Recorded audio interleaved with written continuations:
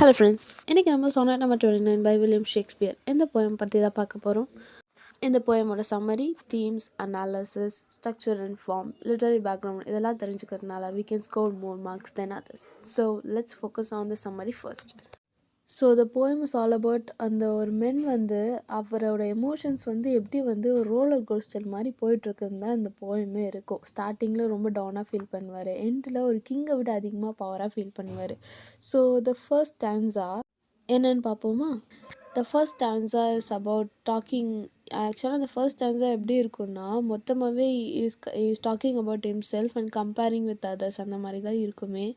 The first line he talks about, he compare himself with the society, அவரோட status, அவரோட talent, success இது எதுவுமே மற்ற சொசைட்டி மென்ஸோட மேட்ச் ஆகாமல் அவர் ரொம்ப ஒரு மிஸ்ஃபார்ச்சூன் அன்லக்கியாக ஃபீல் பண்ணுறாரு. அண்ட் ரொம்பவே லோன்லியாக ஃபீல் பண்ணுறாரு, தனிமையை உணர்றாரு, அதை பற்றி நினச்சி ரொம்ப கவலைப்படுறாரு. இவர் எவ்வளோ ப்ரேயர் பண்ணாலும் அந்த ப்ரேயருக்கு எதுவுமே ஆன்சரே வரமாட்டேங்குது ஹெவன்கிட்ட இருந்து. அவர் அவரோட ஃபேட்டே அவரே கர்ஸ் பண்ணுறாரு. நம்ம தன்னைத்தானே ஹர்ட் பண்ணிப்போம் இல்லையா? மற்றவங்க நம்மளை திட்டுறதை விட நம்மளை திட்டுறது தான் ரொம்ப வலிக்கும். அந்த மாதிரி இவரே இவருக்கு கர்ஸ் கொடுத்துக்கிறாரு, இந்த மாதிரி ஒரு ஸ்டேட்டில் நம்ம இருக்கோமே அப்படின்னு சொல்லிட்டு. அப்புறம் அவர் ஆசைப்படுறாரு. ஃபர்ஸ்ட் ஸ்டான்ஸால் இந்த மாதிரி அவரை பற்றி கிரிட்டிசைஸ் பண்ணிக்கிறாரு. அண்ட் செகண்ட் குவார்ட்டரில் டாக் அபவுட் அவர் அவருக்கு ஒரு ஆசை வருது, நம்ம இந்த மாதிரிலாம் இருக்கலாமே, நம்ம ரிச்சாக இருந்திருக்கலாமே, நம்ம இந்த மென்ஸ் சுற்றி இருக்கிற சொசைட்டியை பார்க்கும்போது இவங்கள மாதிரி டேலண்டாக இருந்திருக்கலாம், இவங்க மாதிரி சக்ஸஸ்ஃபுல்லாக இருந்திருக்கலாம், இந்த இடத்துல பிறந்திருக்கலாம், இப்படி வளர்ந்துருக்கலாம் அப்படின்ற மாதிரி தாட்ஸ் எல்லாமே வருது. அதெல்லாம் பார்க்கும்போது அவருக்கு என்ன ஆகுது அப்படின்னா, இஸ் டிஸ்சாட்டிஸ்ஃபை வித் ஹிம்செல்ஃப். அவரோட ஒரு செல்ஃபே அவர் என்ன பண்ணுறாருன்னா வெறுக்கிறாரு. அவர்கிட்ட இருக்கிறதே அவருக்கு சாட்டிஸ்ஃபேக்ஷனாக இல்லை, சுற்றி இருக்கிறது எல்லாத்தையும் பார்க்கும்போது. ஸோ அந்த மாதிரி இருக்கிற மாதிரி ஒரு ஸ்டேஜில் இந்த ஸ்டான்ஸாவில் பார்க்கும்போது ஃபீல் கம்ப்ளீட்லி லாஸ்ட், ஹோப்பே இல்லை. மற்றவங்கள பார்க்கும்போது அவருக்கு என்வி ஆகுது, மற்றவங்களுக்கெல்லாம் இந்த மாதிரி இருக்குது, நமக்கு இந்த மாதிரி இல்லையே அப்படின்ற ஒரு மன வருத்தத்தில் இருக்கார்.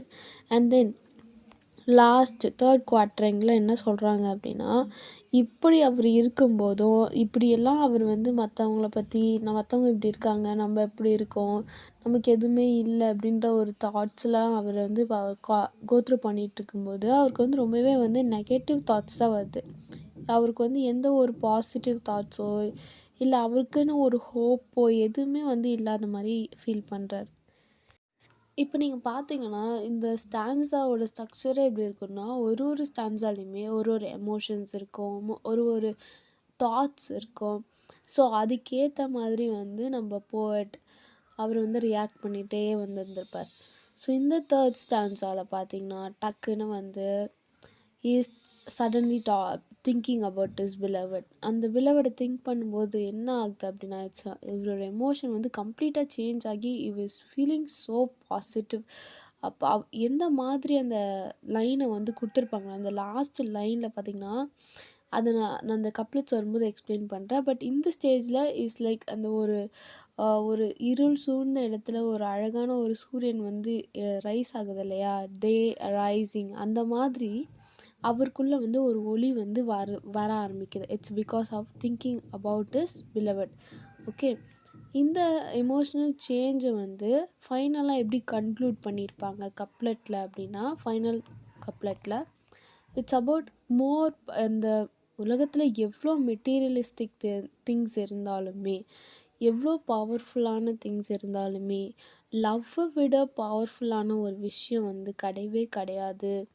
அவர் இந்த லாஸ்ட் லைனில் சொல்லியிருப்பார், அந்த கிங்ஷிப்பை விட, அந்த ராயல் திங்ஸை விட என்னோடய லவ் ஹேஸ் மோர் பவர்ஃபுல், நான் அதை வச்சுருக்கேன், அதை விட ஒரு பெரிய வெல்த் எதுவுமே இல்லை அப்படின்னு கன்க்ளூட் பண்ணுறோம். Literary devices of sonnet number 29. So metaphor, இவர் இவரோட சொசைட்டியோட ஒப்பீனியனையும் இவரோட ஃபார்ச்சுனையும் அதை கம்பேர் பண்ணுவார். It's nothing to do with that. So அதனால it's a metaphor. So personification இப்போ ஹெவன் ஏதோ ஒரு ஹியூமன் மாதிரி நான் எவ்வளோ ப்ரேயர் பண்ணாலும் அதுக்கு காதே கேட்கலன்னு சொல்லி அதுக்கு ஒரு ஹியூமன் பர்சனாலிட்டி கொடுத்துருப்பார். So it's a personification. An alliteration, as you can see, repetition of the first letters, a feather, like, him, feather, friends, இதெல்லாம் இருக்கிறதுனால it's alliteration. So repetition, repeated of a sound. So next வந்து imagery. அந்த bird அந்த அந்த bird வந்து அந்த ஸ்கையில் வந்து பறந்து போகுது. அந்த பறந்து போகிறத வந்து அந்த அரைஸ் ஆகிறத வந்து நம்ம போயட்டோட எமோஷன் வந்து அரைஸ் ஆகிறத கம்பேர் பண்ணியிருப்பார். So that's an imagery. And like use பண்ணி அந்த டே அரைஸ் ஆகிறத வந்து சொல்கிறதுனால it's also called as simile. So அந்த இன்னொன்று என்ன பார்க்கலான்னா அந்த ஷிஃப்ட் ஆஃப் டோன் அந்த கான்ட்ராஸ்ட் இருக்கும். இனிஷியலாக பார்த்தோன்னா he felt very bad and negative thoughts about himself, negative cursing like that அந்த மாதிரிலாம் இருக்கும். இந்த எண்டில் பார்த்தீங்கன்னா I feel very joyful, happy and satisfied. So அந்த shift of tone you can see. And I hyperbole அந்த லாஸ்ட் வெரி எண்ட் அந்த கப்லெட்ஸில் வந்து என்ன சொல்லியிருப்பாரு, கிங் பவரை விட என்னோடய லவ் வந்து ஹேஸ் மோர் பவர்ஃபுல் அப்படின்னு சொல்லியிருப்பாரு. ஸோ அந்த அளவுக்கு வந்து எக்ஸாஜுரேட் பண்ணதுனால it's and hyperbole. And then simile you can see that kings and the birds or simile. And the tone shift நான் பேசிட்டேன்.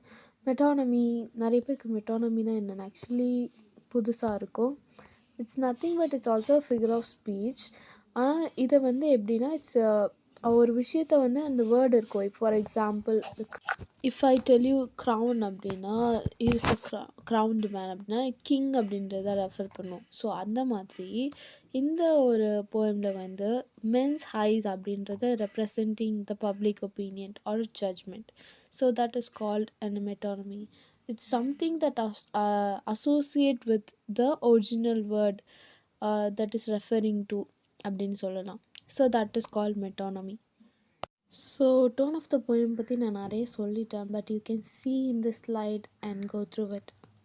Structure and form of the poem. இது வந்து ஒரு Spenserian sonnet which consists of 14 lines written in iambic pentameter which divided into 3 quatrains. ஒரு quatrainsலையும் அது மாதிரி quatrains means 4 lines.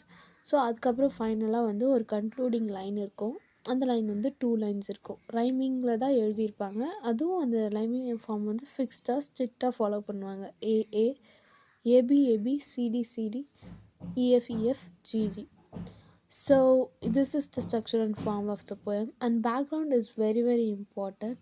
So இதில் வந்து என்னென்னா sonnet number 29 is belongs to the fair youth அப்படின்ற ஒரு சீக்வன்ஸ். அந்த சீக்வன்ஸில் 126 சானட்ஸ் இருக்குது. அதில் ஒரு சானட் தான் சானட் நம்பர் 29.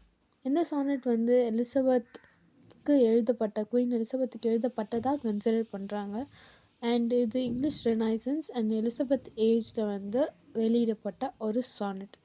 இதில் இந்த சானட்டில் வந்து love, beauty, time, personal emotions இது எல்லாமே வந்து இதில் இன்வால்வ் ஆகிருக்கும். ஸோ ஷேக்ஸ்பியரை பற்றி எல்லாருக்குமே தெரிஞ்சிருக்கும். அவருக்குன்னு தனியாக ஆத்தர் இன்ட்ரடக்ஷன் கொடுக்கணுன்னு அவசியம் இல்லை. ஸோ நீங்கள் அதை பற்றி எழுதணும் அப்படின்னு நினச்சிங்கன்னா write about his profession, important works, அவருக்குன்னு ஏதாவது ஸ்பெஷல் நேம்ஸ் இருக்கும். It's like national poet of England அப்படின்ற மாதிரிலாம் இருக்கும். So choose that and write it. And கன்க்ளூஷனில் நான் உங்களுக்கு ஒரு ஸ்பெஷல் அனாலிசிஸ் கொடுத்துருக்கேன். If you want you can watch it. Thank you so much. Please do subscribe the channel வாங்க. ஸோ என்னை பொறுத்த வரைக்கும் இந்த போயமை நான் எப்படி பர்சனலாக பார்க்குறேன்னா இட்ஸ் லைக் நம்ம வந்து இந்த உலகத்தில் பிறந்திருக்கோம், நிறைய ஸ்ட்ரகிள் கோ த்ரூ பண்ணியிருக்கோம், நம்மளுக்கு நிறைய விஷயம் இருந்துட்டு இல்லாமல் போயிருக்கு. சில சமயம் அது இருக்கவே இருக்காது. எல்லாருக்கும் எல்லாமே எல்லா இடத்துலையும் கிடச்சிராது. ஆனால் சம்டைம்ஸ் நமக்கு ஏதோ ஒரு ஸ்டேஜில் நம்ம இந்த மாதிரிலாம் ஃபீல் பண்ணுவோம். நம்ம வந்து ஏதோ ஒரு சுச்சுவேஷன் நம்மளை வந்து நம்ம தள்ளப்படுவோம். நம்ம வந்து நம்ம மற்றவங்கள கம்பேர் பண்ணுற ஒரு மைண்ட் செட்டுக்கு நம்ம வந்து ஏதோ ஒரு சூழ்நிலையில் போயிடுவோம். அப்படி போனாலுமே அந்த லவ்வராக அந்த பர்சனலாக நம்ம யாரை எடுத்துக்கணும்னா காடை தான் எடுத்துக்கணும். நீங்கள் எந்த ரிலீஜனாக இருந்தாலுமே சரி, at the end of the day நம்ம வந்து கடவுளோட அன்பும் அவரோட அந்த ஆசீர்வாதமும் இருக்கும்போது அவரை நினைக்கும்போது நம்ம வந்து சாட்டிஸ்ஃபைடாக ஃபீல் பண்ணுவோம். அந்த ஒரு காட்லி பிளெஸ்ஸிங்ஸ் கிடைக்கும்போது வி ஃபீல் கம்ப்ளீட். நான் இந்த இந்த லைன்ஸ் வந்து இந்த 3 குவார்ட்டர்ல பார்த்துருந்தீங்கன்னா, you can see the sentence the singing hymns at the gates of heaven. So அந்த அந்த லைனை நான் வந்து பர்சனலாக இன்டர்பிரேட் பண்ணிக்கிறேன். ஏன்னா வந்து ஹிம் அப்படின்றது ஒரு காடுக்கு வந்து நம்ம டெடிகேட் பண்ணக்கூடிய ஒரு சாங். ஓகே. ஸோ இதை நம்ம ஒரு போயமாகவும் எடுத்துக்கலாம். ஒரு பையனோட ஸ்டேஜில் இந்த மாதிரி ஒரு ஒரு லவ் இருக்கு. So it's giving hope and having power. இப்போ நம்ம செல்ஃபாக எடுத்துக்கிட்டோம்னா இந்த மாதிரி எடுத்துக்கலாம். நம்ம வந்து நம்ம இந்த மாதிரி சுச்சுவேஷனில் எந்த மாதிரி சுச்சுவேஷனில் இருந்தாலுமே காட் வில் அவரோட பவர் அவரோட அந்த பிளெஸ்ஸிங்ஸ் இருக்கும்போது நம்மக்கிட்ட இருக்கிற மற்ற எந்த விஷயமே வந்து இம்பார்ட்டன்ட் கிடையாது. அந்த வெல்த்து தான் வந்து ரொம்ப இம்பார்ட்டன்ட். தேங்க்யூ.